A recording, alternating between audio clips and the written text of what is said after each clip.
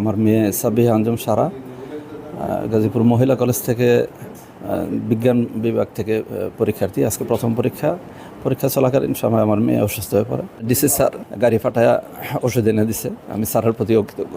এসেই দেখলাম যে একজন কৃতি শিক্ষার্থী তিনি অসুস্থ হয়ে পড়েছেন।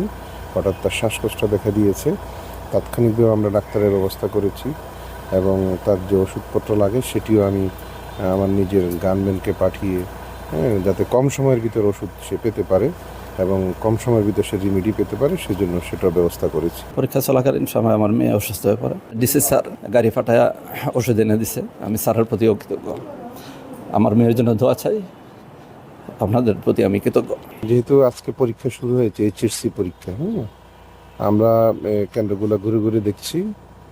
আমাদের এখানে প্রায় 39টা কেন্দ্র এবং প্রায় 29,000 ছাত্রছাত্রী পরীক্ষা দিচ্ছে।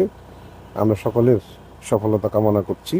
এখানে যারা পরীক্ষা দিচ্ছেন, বিশেষ করে এই কেন্দ্র ঘুরে দেখলাম, কেন্দ্রটি খুবই চমৎকার এবং শান্তিপূর্ণভাবে সুশৃঙ্খলভাবে শিক্ষার্থীরা পরীক্ষা দিতে পারছে।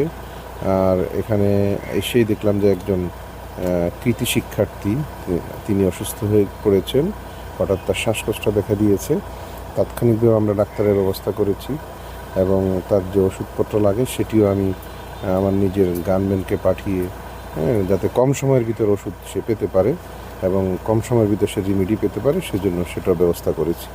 এবং সিভিল সার্জন মহোদয়কে বলা আছে যদি কোনো কারণে ইমার্জেন্সি দরকার হয় আরও আরও আরও আরও যদি কোনো ধরনের সেবা দরকার হয় সেই সেবাও যাতে শিক্ষার্থী পেতে পারে সেজন্য তিনিও সচেষ্ট আছেন।